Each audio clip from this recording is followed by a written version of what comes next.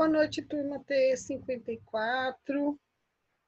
Bem-vindos para mais uma aula de saúde mental. Hoje a gente vai falar um pouquinho sobre esquizofrenia e transtorno obsessivo compulsivo, o famoso TOC, né?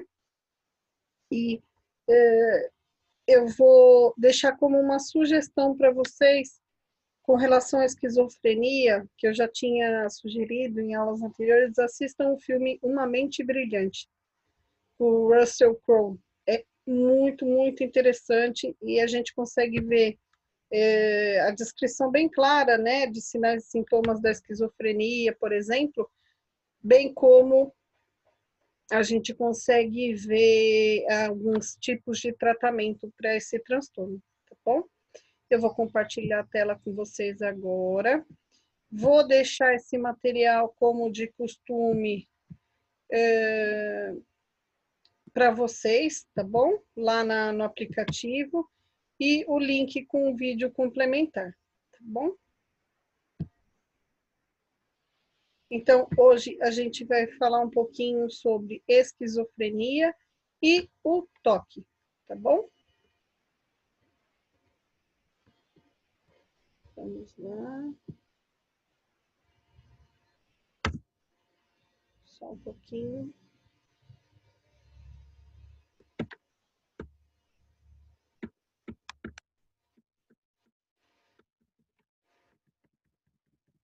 Um pouquinho. Ai, agora foi. Tecnologia que tem hora que não ajuda a gente, né? Que acontece com todo mundo. Então, vamos lá. Esquizofrenia, então, ele é um transtorno cerebral que se manifesta de diversas maneiras e formas. A gente vai ver os tipos de esquizofrenia, tá bom? Por meio de pensamentos, emoções, percepções e comportamento, tá? Uma a cada 100 pessoas é comprometida, ou seja, é uma doença muito comum, tá? No Brasil, a gente tem 1,6 milhões de brasileiros com diagnóstico de esquizofrenia, tá? Geralmente ela começa mais cedo em homens, tá?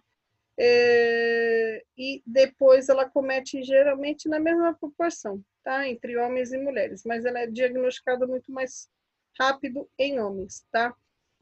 Ela tem um fundo genético também, então quem tem o gene para esquizofrenia pode transmitir isso para os filhos, tá bom?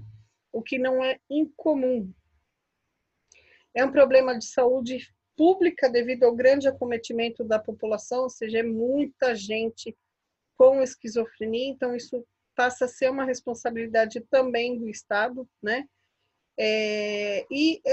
Por conta também de uma grande incapacidade desses pacientes de tomar decisão, de trabalhar, né? Então muitos deles são aposentados ou estão recebendo auxílio doença do INSS, tá?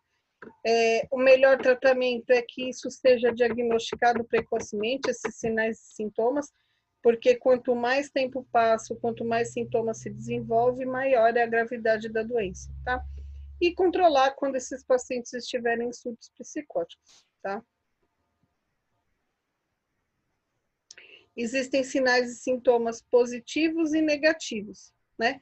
Os positivos ocorrem em episódios agudos, então eles vão ter delírio, alucinação, fala desorganizada, comportamento alterado, agitação psicomotora e irritabilidade, né?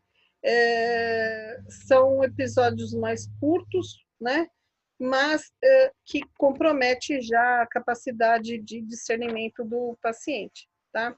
Sinais negativos, ou seja, está numa evolução maior da doença, né? Ele já não consegue trabalhar, ele já não consegue fazer as atividades diárias de vida dele, né? Não tem mais afeto pelas pessoas, né?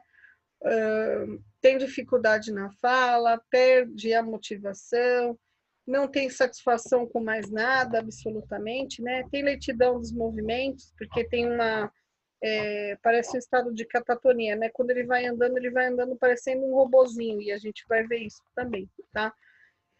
E tem a questão do isolamento social. Então, são sintomas negativos já, ou seja, um acometimento bem mais grave dessa doença, tá?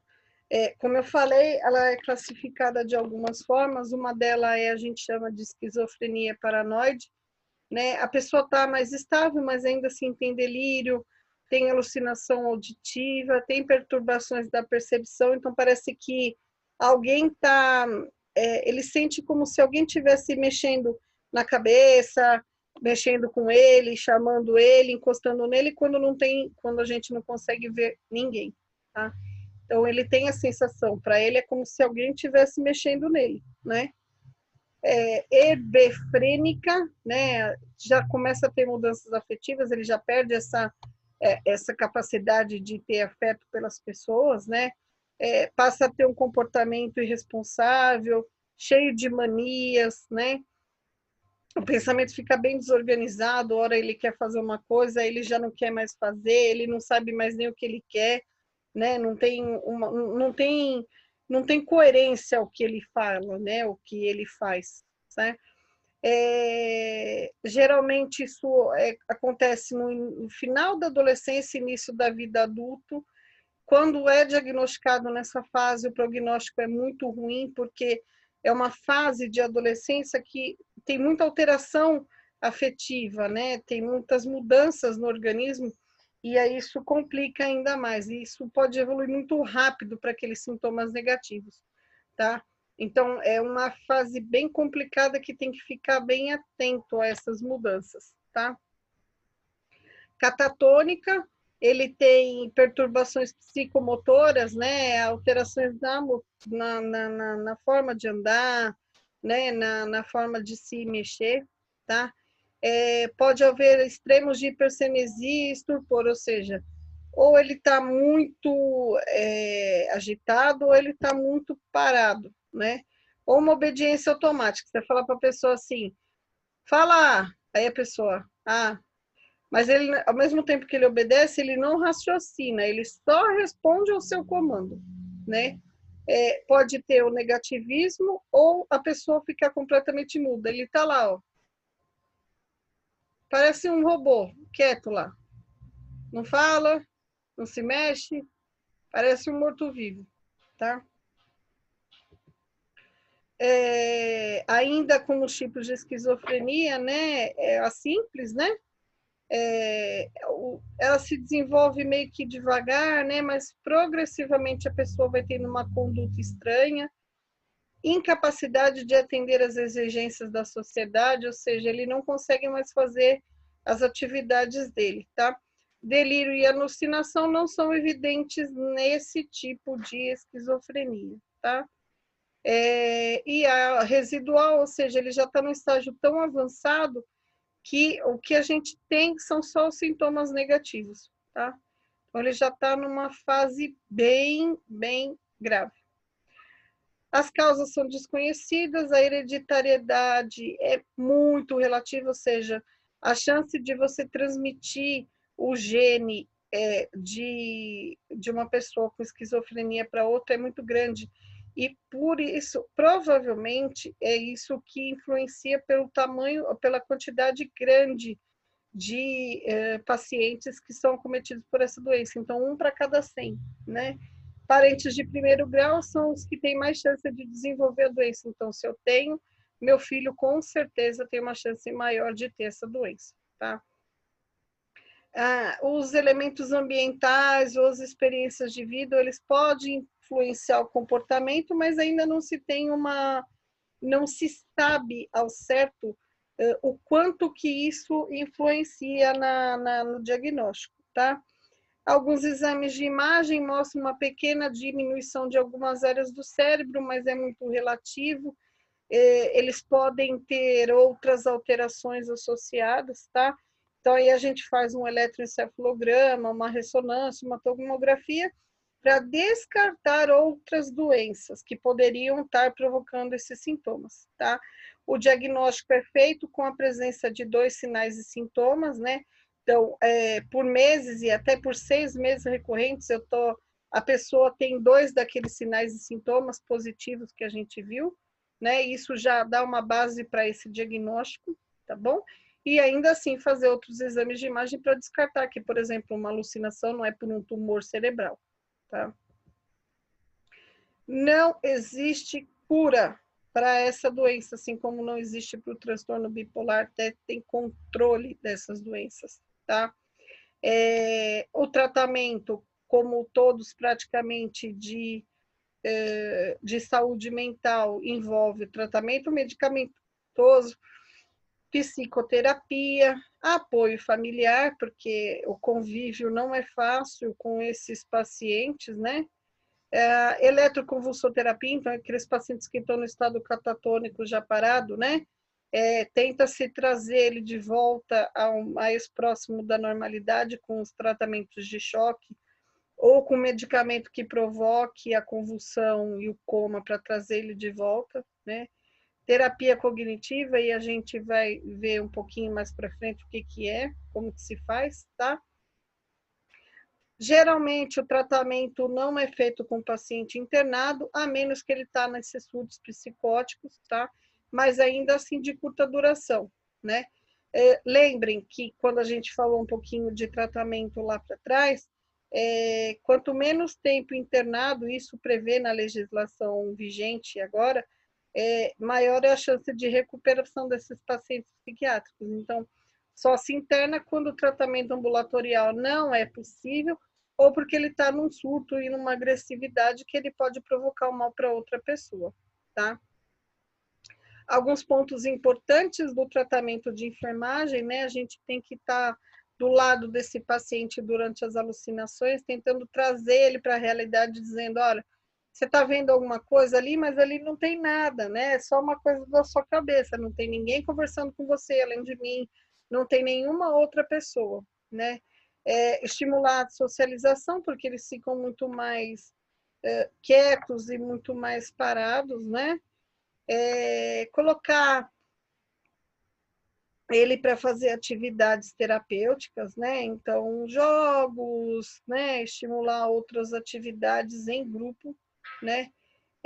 Manter uma vigilância constante e discreta, porque eles podem alterar, né, dessa situação de uma maneira muito rápida, né? E atenção para a comunicação verbal e não verbal. Muitas vezes ele não está falando para você o que ele está vendo por medo de se expressar, mas a comunicação não verbal, ou seja, a expressão, o gesto, a maneira de se mexer, está mostrando para a gente que ali não está normal, que ele está passando por uma fase que ele precisa de ajuda com isso, tá? E agora a gente vai ver uma outra doença, né, chamada TOC, né? Tem até umas peças de teatro fazendo uma sátira.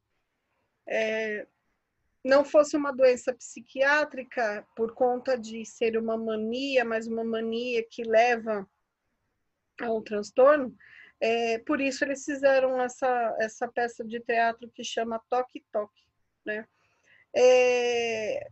Por vezes até uma maneira lúdica de mostrar que as pessoas têm doenças e que precisam de tratamento, tá? Dessas manias que a gente acha que às vezes é normal, mas que por vezes está causando um transtorno para a família, tá?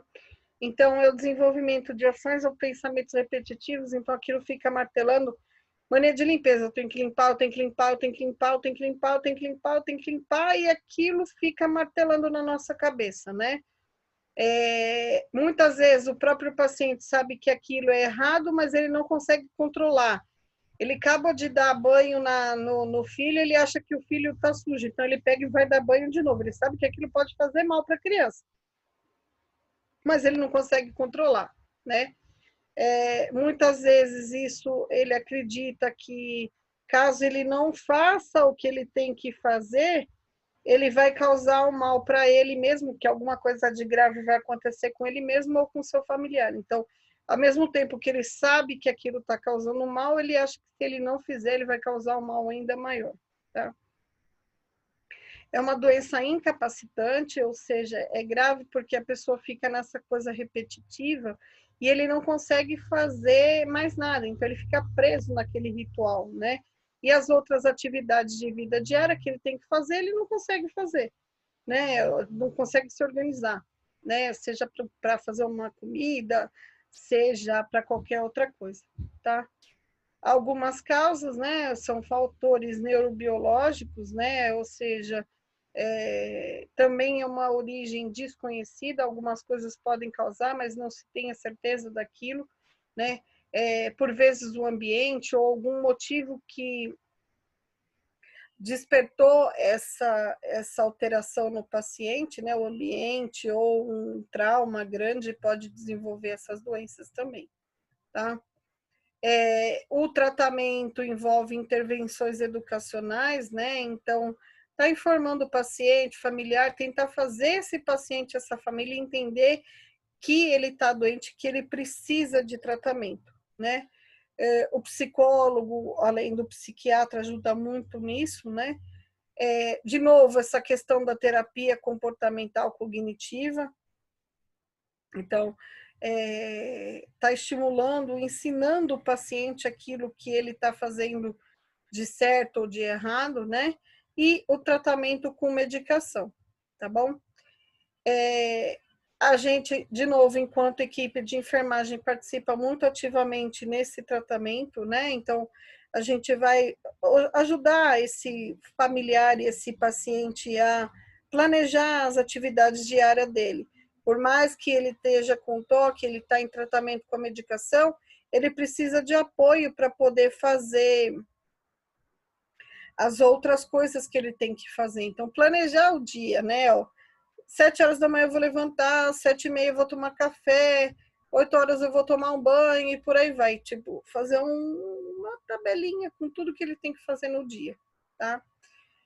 Estimular e manter o paciente ocupado para que ele não fique preso naquele ritual que ele tem o costume de criar para ele mesmo, né? Então, vai ajudar bastante o paciente fazendo essa tabelinha e deixando ele bem ocupado, tempo suficiente, né? Permanecer junto do paciente quando ele tiver com algum ritual, né? Falando para ele, para pensar, olha o que você está fazendo, né? Analisa a situação com calma, sem ansiedade, o que eu posso te ajudar para melhorar, para você não continuar nesse ritual, né?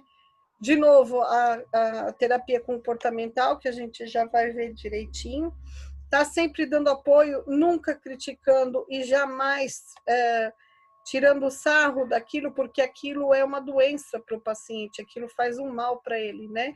E está orientando os familiares com a mesma situação, tá? A mesma coisa que a gente faz, a gente tem que treinar a família a fazer isso em casa, porque, lembrando, esses pacientes só vão ficar internados se estiverem em casos de surto grave, colocando em risco a saúde dele ou a dos familiares, tá? Principais tipos de toque que a gente consegue encontrar: toque por limpeza, toque por checagem. Então, é aquela pessoa que, vamos lá, vai todo mundo, está na hora de dormir, vamos fechar a porta, vai lá, fecha e tranca a porta. Ela checa se essa porta está fechada pelo menos umas 20 vezes. E ela sabe que ela já fechou, e ela sabe que ela já checou, mas ela vai fazer o quê? Vai lá checar de novo, tá? Conferência. A pessoa vai sair ou vai viajar, e ela tem que levar uma série de coisas, ou de documentos. Ela checa, ela confere tudo isso, checagem e conferência, ela confere tudo isso por vezes, para ver se ela não esqueceu absolutamente nada. Contagem. Tem até a gente brincando na rua, por vezes a gente vê as crianças brincando, contando. Sabe aqueles quadradinhos do piso das calçadas, por exemplo? Tem gente que só anda na parte preta do piso, tem gente que só anda na parte branca, e aí vai contando, olha, pulei 1, pulei 2, pulei 3, pulei 4, passei 1, passei 2, passei 3, passei 4, e aquilo ele fica naquela coisa repetitiva, né? Na cabeça dele ele continua contando e pensando nisso, né? Mania de organização, claro, todo mundo tem sua mania de organização? Tem.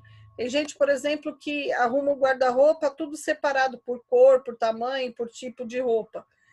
Isso é uma pessoa organizada? Claro, isso é uma pessoa organizada. O problema é quando essa organização ou essa mania fica aquilo, você só consegue fazer aquilo ou pensar naquilo de maneira repetitiva e esquece de todo o resto, tá? Por isso que a gente fala, né? Todo mundo tem um pouco das suas manias, né? Simetria, ou seja, as coisas têm que estar arrumadas por tamanho, por exemplo, tem que ser simétrico. Não adianta eu querer colocar um vaso quadrado com um vaso redondo, porque quem tem toque não vai conseguir. Aí, por exemplo, a mesa de quem tem toque, tá lá o porta-caneta, o porta-lápis, tem que estar tudo separados por lápis, caneta, por marca-texto, não pode ter nada desalinhado, então tudo tem que estar muito bem alinhadinho na mesa, no computador, na sala, enfim, a pessoa se incomoda com aquilo, enquanto ela não arruma aquilo, ela não consegue parar e pensar e fazer outras coisas, tá? E colecionismo, né? Tem aquelas pessoas que são colecionadores compulsivos, né? Então eles vão acumulando, fica até aqueles acumuladores, né? Eles vão fazendo coleção de tampinha, coleção de garrafa, coleção de coisa, enquanto ele não acha, não completa a coleção, ele fica só preso àquilo até ele mudar de uma coleção para outra porque ele conseguiu concluir, ele não consegue se livrar disso. Ele não consegue muitas vezes doar isso, e aquilo vai acumulando, acumulando, acumulando, acumulando, a ponto de que a pessoa às vezes não tem mais nem espaço na casa e está acumulando coisa, né? Então é outra situação que requer bastante atenção, tá? Ela é muito mais comum a gente perceber esse transtorno obsessivo compulsivo no adulto, mas ela pode cometer criança desde os 3 a 4 anos, então por mais que a gente ache bonitinha, engraçadinha, olha, tem mania de não sei o quê, então tem que prestar atenção se essa mania não está provocando o transtorno na criança, tá? E aí é o tipo de criança que fica preso a isso, né? Ela é mais frequente em meninos no final da adolescência por questões de insegurança, por questões de mudança hormonal também, tá? E quando é na fase adulta diagnosticado, ela é comum nos dois sexos, tá? Não tem muita diferença entre acomete mais homem ou acomete mais mulheres, tá bom? O que é essa terapia cognitiva, né? Trazer a situação que gera uma ansiedade para esse paciente, né? Então, ou seja, o que fez essa pessoa desenvolver o toque? Qual que foi essa ansiedade que gerou? E aí eu pego e começo a tratar ela e expor, provocar essa situação que gerou ansiedade e ensinar essa pessoa a lidar com essa situação. Para ver se ela consegue ir amenizando aos poucos os sintomas, né? Claro, com o uso de medicação para auxiliar no tratamento, mas diminuindo esses sintomas para que ela não volte para essa questão de mania.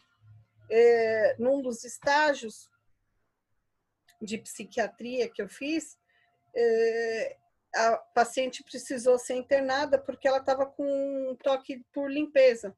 Então, era 2, 3 horas da manhã, a pessoa levantava, limpava toda a casa, pegava o filho de 2 aninhos e punha no banho para tomar banho. E isso não importava se estava calor, se estava frio, ela tinha que dar banho na criança. Isso estava provocando até... A criança estava doente por conta disso. Aí ela foi internada, ela não tinha noção mais de que isso era, que a internação era por isso, então para ela, lá, estou internada porque eu estou com uma infecção de garganta, e ela não conseguia mais relacionar essa questão de organização. E era uma pessoa estudada, uma professora, inclusive, né, de português e de literatura, e ela estava já tão acometida que precisou ser internada porque ela estava causando um dano para a família já, né, para o filho, inclusive, tá? Então, são situações graves que chegam ao extremo e que a gente precisa ter cuidados, tá bom?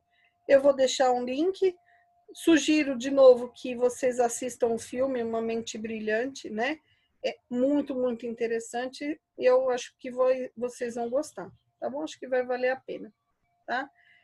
Eu vou deixar a atividade, esse material disponível para consulta também, tá bom? E a gente se vê na próxima aula. Abraço a todos. Tchau, tchau.